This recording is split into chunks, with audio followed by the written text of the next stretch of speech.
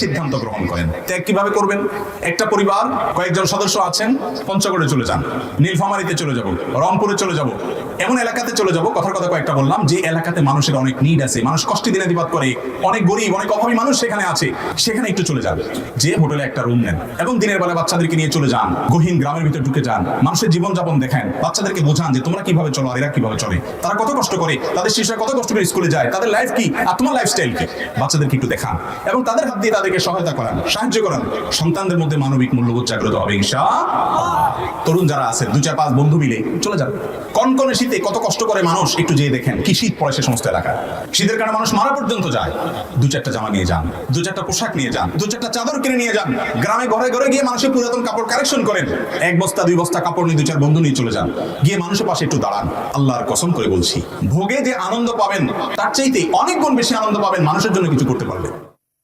November December আসলে বিশেষ করে যখন শিক্ষা প্রতিষ্ঠানগুলো বন্ধ হয়ে যায়, আমাদের দেশ সহ গোটা পৃথিবীতে বিভিন্ন জায়গায় আমরা দেখি মানুষ সফরে যায় এবং ছুটি এবং অবকাশ যাপনের জন্য বের হয়ে থাকে। আলহামদুলিল্লাহ, আমাদের এই প্রিয় মাতৃভূমি প্রিয় বাংলাদেশেও মানুষ যার যার সাধ্য অনুযায়ী মানুষ ঘুরতে চলে যায়। কেউ দাদা বাড়ি বেড়াতে যায়, কেউ নানা বাড়ি বেড়াতে যাও, কেউ কোনো পর্যটন স্পটে চলে যাও, কেউ কক্সবাজারে চলে যায়, এক একজন এক এক জায়গায় যায়। এই যে অবকাশ যাপন, এই যে ছুটি উদযাপন, এটা আমাদের রিফ্রেশমেন্টের জন্য আমরা করে থাকি। এটা আমরা করি যাতে করে নতুন করে আবার কাজের উদ্যম আসে। পড়তে পড়তে পরীক্ষা দিতে দিতে শিক্ষার্থীরা ক্লান্ত, সেই ক্লান্তি দূর করবার জন্য একটু ছুটিতে যেতে হয়, একটু ঘুরতে যেতে হয়, একটু অবকাশে যেতে হয়। কাজ করতে করতে আমরা ক্লান্ত, কিছুটা ক্লান্তি দূর করবার জন্য আমাদেরকে একটু রিফ্রেশমেন্টের জন্য যেতে হয় সফরে, একটু জার্নিতে, একটু ঘুরতে। ইসলাম এটাকে সম্পূর্ণ সমর্থন করে। কিন্তু মনে রাখতে হবে, আমরা কাজ করতে করতে যখন অবসরে যাই বা ছুটিতে যাই বা একটু অবকাশে বের হই, এই সময়টাতে বেশিরভাগ মানুষ আমরা খেয়াল খুশি মতো চলে আমাদের অবকাশ যাপনটাকে আল্লাহর অবাধ্যতার কাজে ব্যয় করে সেটাকে একটা গুনাহের ট্যুর হিসাবে পরিণত করি। সেজন্য আমার কয়েকটি আবেদন থাকবে সেসব ভাইদের প্রতি যারা বিভিন্ন সফরে যান, বিভিন্ন ট্যুরে যান, বিশেষ করে ছুটি কাটাতে। সেটা ইয়াংরা হতে পারেন বা চাকরিজীবী হতে পারেন, শিক্ষার্থী হতে পারেন, যে কোনো বয়সের মানুষ হতে পারেন। প্রথম কথা হলো, মনে রাখবেন ভাইরা আমার, মানুষের জীবনের সবচেয়ে মূল্যবান সম্পদ হলো সময়। সময়ের চাইতে মূল্যবান কোনো অ্যাসেট মানুষের জীবনে আর নাই। টাকা পয়সা, সোনা গহনা, যত কিছু বলেন, এই সব কিছুর চাইতেও দামি জিনিসটা সেটা হলো সময়। একজন মানুষ তার মৃত্যু নিশ্চিত, এরপরে যদি তাকে 1 মাস 2 মাস বা 6 মাস তাকে বেঁচে থাকার সুযোগ দেওয়া হয় টাকার বিনিময়ে, যদি বলা হয় এই টাকা দিলে তোমার হায়াতটা এক্সটেনশন হবে, তাহলে পৃথিবীর যে কোনো মানুষই চাইবে। মাস 2 মাস তো পরের কথা, 2-4 দিনও যদি এক্সটেনশন করা যায় টাকার বিনিময়ে সেটা করতে চাইবে, কারণ টাকার চাইতে সময়টার গুরুত্ব, জীবনের গুরুত্ব অনেক বেশি। আমার তরুণ ভাইদেরকে বেশিরভাগ বলবো, তারুণ্যের যে সময়টা, এটা আমরা বেশিরভাগ সময় হেলায়, অবহেলায় এবং সাধারণ যে সমস্ত কর্মকাণ্ড, হাসি তামাশা ফুর্তি, এই সমস্ত কাজে আমাদের তারুণ্যের গুরুত্বপূর্ণ সময়টাকে আমরা ব্যয় করে ফেলি, যেটা উচিত নয়। অবকাশ আপনি ছুটিতে যান, সেই ছুটিটা হতে হবে প্রোডাক্টিভ। খুব সংক্ষিপ্ত একটা জীবন নিয়ে আমরা দুনিয়াতে এসেছি, দেখতে দেখতে সেটা শেষ হয়ে যাবে। যারা বার্ধক্যে চলে গেছেন, 40-45 পার হয়ে গেছেন, তাদেরকে জিজ্ঞাসা করুন শৈশব এবং শিশুকাল মনে হবে কয়দিন আগে কাটিয়ে এসেছি, এই সবে মাত্র মনে হয়ে গেল কয়দিন আগে। দেখতে দেখতে জীবনটা পার হয়ে যায়। মালাকুল মউত যখন হাজির হয়ে যাবে, আপনি তখন যদি সুযোগ চান যে 1 ঘন্টা সুযোগ দাও 2-4 রাকাত নামাজ পড়বো, সেই সুযোগ কিন্তু আমরা কেউই পাবো না। এই জন্য ছুটির যে সময়টা আছে, এই সময়টাকে সুবর্ণ সুযোগ হিসেবে নিয়ে এটাকে প্রোডাক্টিভ করার চেষ্টা করতে হবে।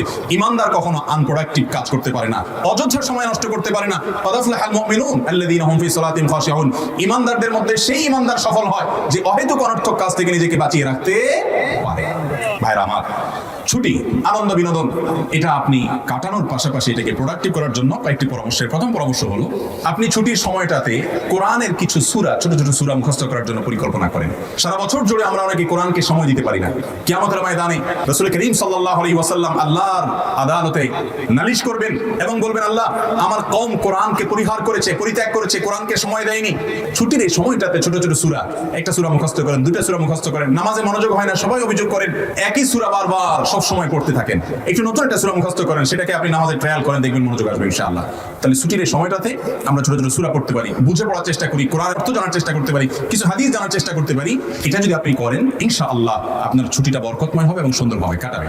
নাম্বার 2, যাদেরকে আল্লাহ রাব্বুল আলামিন তৌফিক দিয়েছেন উমরা করার, সপরিবারে গেলে উমরা করে আমরা চলে আসতে পারি যাদের তৌফিক আছে। আর যারা সপরিবারে যেতে পারেন না, একাকী যান। আজকাল আলহামদুলিল্লাহ আমাদের দেশ থেকে অনেকে ভারতে ঘুরতে যান, অনেকে মালদ্বীপে ঘুরতে যান, অনেকে শ্রীলঙ্কায় ঘুরতে যান, অনেকে অন্যান্য দেশে ঘুরতে যান। বহু মানুষ আজকাল বাইরে ঘুরতে যাচ্ছে। কিন্তু ছুটির সময়টা যদি পরিবার নিয়ে বা আপনি একাকী মক্কা এবং মদিনা ঘুরে আসেন, দেখবেন আপনার এনার্জি কি পরিমাণ তৈরি হচ্ছে। ইমানের এনার্জিও হবে, আপনার কাজের স্পৃহাও বাড়বে, এবং এর পরবর্তী জীবনটার আগে জীবনের ভিতরে পার্থক্য দিনের আলোর মতো আপনি দেখতে পাবেন ইনশাআল্লাহ। আল্লাহ যাদেরকে তৌফিক দিয়েছেন আমরা সেই চেষ্টা করবো ইনশাআল্লাহ। তৃতীয়ত যে পরামর্শ দিব তা হলো আত্মীয় স্বজনের হক আদায় করা। এটা কি সুন্নাত না ফরজ? ফরজ। এই ফরজটা আমাদের আদায় করা হয় না। ভালো করে শুনবেন, যদি জান্নাতে যেতে চান রক্ত সম্পর্কীয় আত্মীয়দের সাথে আপনার কানেকশন থাকতে হবে, যোগাযোগ থাকতে হবে, খোঁজ খবর নিতে হবে, যেটা অন্য সময় হয়তো ব্যস্ততার কারণে পারেন না।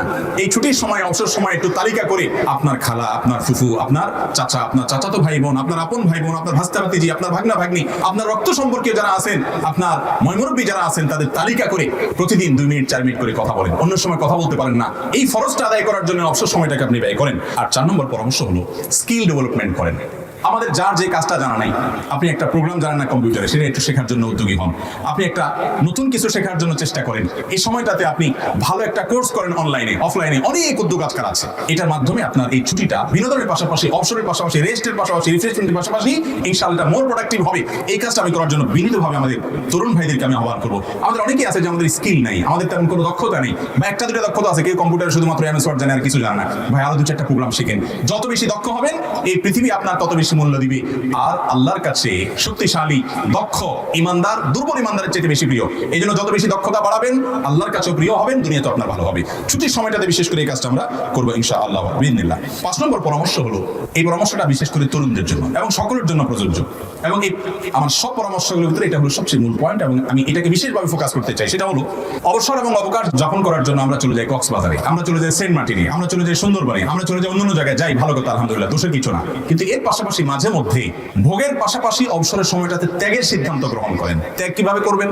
একটা পরিবার কয়েকজন সদস্য আছেন, পঞ্চগড়ে চলে যান, নীলফামারীতে চলে যাব, রংপুরে চলে যাব, এমন এলাকাতে চলে যাব, কথার কথা কয়েকটা বললাম, যে এলাকাতে মানুষের অনেক নিড আছে, মানুষ কষ্টে দিনে দিবাদ করে, অনেক গরিব, অনেক অভাবী মানুষ সেখানে আছে, সেখানে একটু চলে যান, যে হোটেলে একটা রুম নেন এবং দিনের বেলা বাচ্চাদেরকে নিয়ে চলে যান, গহীন গ্রামের ভিতরে ঢুকে যান, মানুষের জীবনযাপন দেখেন, বাচ্চাদেরকে বোঝান যে তোমরা কিভাবে চলো আর এরা কিভাবে চলে, তারা কত কষ্ট করে, তাদের শিশুরা কত কষ্ট করে স্কুলে যায়, তাদের লাইফ কি আর তোমার লাইফস্টাইল কি, বাচ্চাদেরকে একটু দেখান এবং তাদের হাত দিয়ে তাদেরকে সহায়তা করান, সাহায্য করান। সন্তানদের মধ্যে মানবিক মূল্যবোধ জাগ্রত হবে ইনশাআল্লাহ। এটা হারিয়ে গেছে আজ। এখন সন্তানদেরকে মা বাপ শুধু ভোগ শিখায়। ভোগ কিভাবে? সন্তান কি চায়? প্রবাসীরা তো এমনি পরিবার থেকে দূরে থাকে বেচারারা। সন্তান শুধু মুখ দিয়ে বললো আব্বা এটা লাগবে, কি লাগবে? পিস্তল লাগবে, তো পিস্তলই কিনে দেয়। যদি বলে যে 20 লাগবে, আমার মনে হয় 20 কিনে দিবে, এমন অবস্থা। ছোট বাচ্চা 1 হাত আধা হাতের একটা মোবাইল ধরায় দেয়, এটা দেওয়া আর 20 দেওয়া সমান। এগুলা বাদেও যদি বলি আমি, জামা কাপড় পোশাক আশা কি চায় সন্তান, মা বাপ সবকিছু প্রোভাইড করতে রাজি আছে, কিন্তু সন্তানকে মানবতার দীক্ষা দিতে মা বাপ রাজি। এই অনুরোধটা আমি আকুল ভাবে আপনাদের কাছে করছি। উপকার যখন পাবেন, সুযোগ যখন পাবেন, আমি চেষ্টা করি এই কাজটা করার। সেজন্য আপনাদেরকে বলছি, পরিবার নিয়ে চলে যান গরিব এলাকাগুলোতে, অবসর সময়ে চলে যান বস্তিতে, একটু বোঝাপড়া করে তাদের সাথে আলাপ আলোচনা করে যান যে একটু ঢুকছি, তাদের একটু হেল্প করেন, একটু পাশে দাঁড়ান। পরিবার নিয়ে যেতে পারছেন না, তরুণ যারা আছেন 2-4-5 বন্ধু মিলে চলে যান। বিশেষ করে শীতের এই মৌসুমে, কনকনে শীতে কত কষ্ট করে মানুষ, একটু যেয়ে দেখেন কি শীত পড়ে সে সমস্ত এলাকায়। শীতের কারণে মানুষ মারা পর্যন্ত যায়। 2-4টা জামা নিয়ে যান, 2-4টা পোশাক নিয়ে যান, 2-4টা চাদর কিনে নিয়ে যান। গ্রামে ঘরে ঘরে গিয়ে মানুষের পুরাতন কাপড় কালেকশন করেন, 1 বস্তা 2 বস্তা কাপড় নিয়ে 2-4 বন্ধু নিয়ে চলে যান, গিয়ে মানুষের পাশে একটু দাঁড়ান।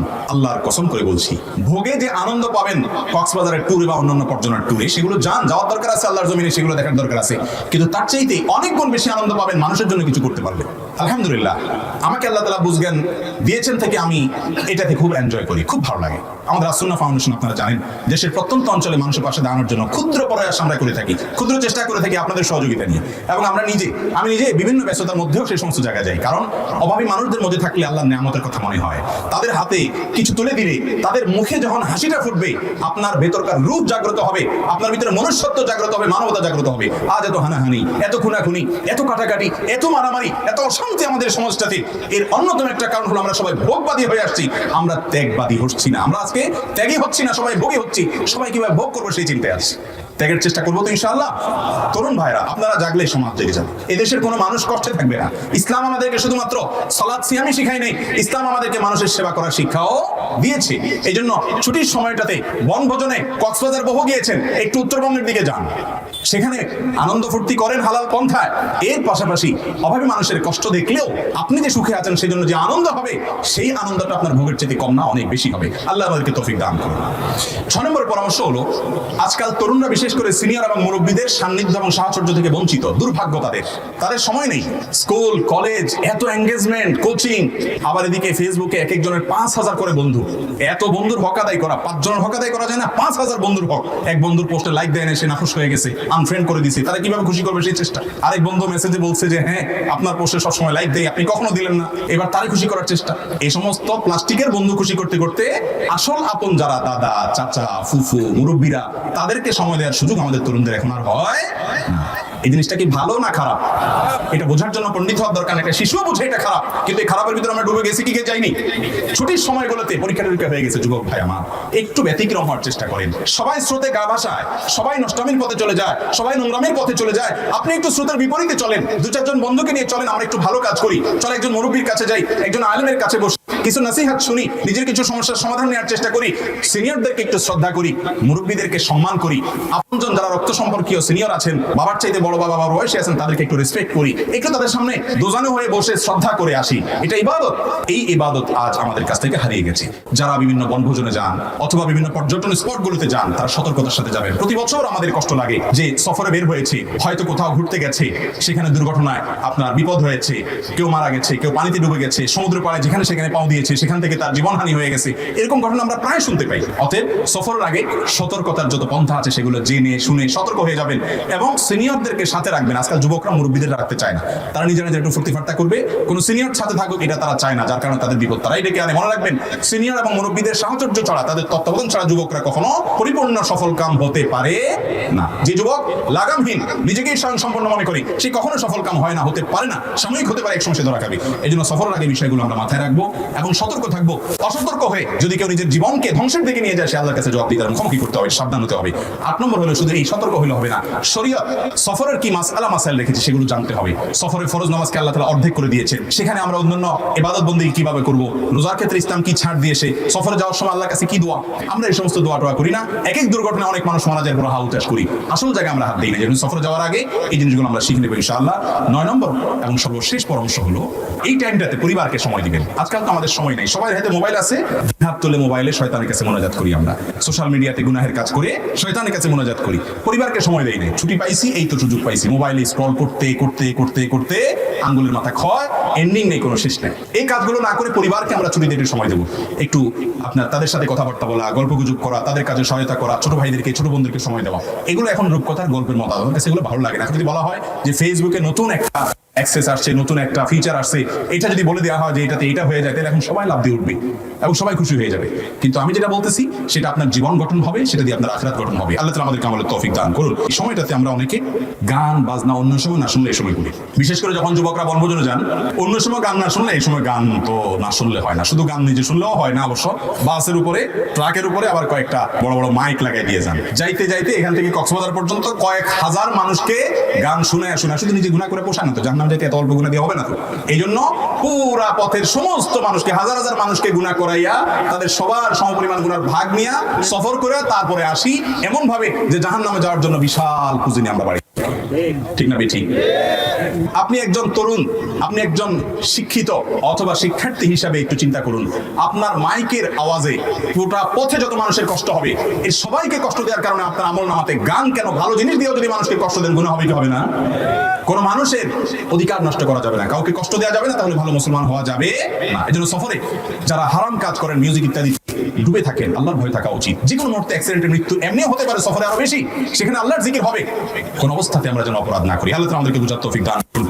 সেই সাথে অনেকে দেখবেন যে ছুটিতে ঘুমায়, শুধু ঘুমায়, কারণ সারা বছর এত বেশি রেস্ট করতে পারে না। তো রেস্ট হলো কি, ঘুমাইতে ঘুমাইতে তার গোটা ছুটি কেটে যায়। এটা অলস মানুষের ছুটি কাটা। ইমানদার কখনো অলস হতে পারে না, প্রোডাক্টিভ কিছু করার চেষ্টা করতে হবে। তরুণরা খেয়াল করবো ইনশাআল্লাহ। সেই সাথে অনেকে আছে উল্টা, বেশি ঘুম তো দূরের কথা, ছুটির সময় আসলে রাত আর ঘুমায় না, 12টা 1টা 2টা পর্যন্ত মোনাজাতে থাকে, আল্লাহর কাছে না শয়তানের কাছে। সেই মোনাজাতে আপনার রাত 2টা 3টা বেজে যায়, ঘুমাইতে ঘুমাইতে আর ফজর পড়া হয় না, আছে না? এরকম অনেকে আবার সকাল সকালে দেয় ঘুম, এক ঘুমে জোর পর্যন্ত পার। আমরা যেন ছুটির সময়গুলোকে সুন্দর করে গুছিয়ে পরিকল্পিতভাবে কাটাতে পারি। ছুটিটা যেন আমার আখিরাতেও আমার পুঁজি সংগ্রহের মাধ্যম হয়, দুনিয়াতেও আমার ডেভেলপমেন্টের মাধ্যম হয়, আমার জন্য স্কিল এবং দক্ষতা বৃদ্ধি হয়, সেই সাথে ছুটিটা যেন আমার জন্য নিরাপদভাবে কাটে, আল্লাহ সন্তুষ্টি অর্জনের মাধ্যম হয়। আল্লাহ তাআলা আমাকে আপনাকে আমাদের সবাইকে সেই তৌফিক দান করুন।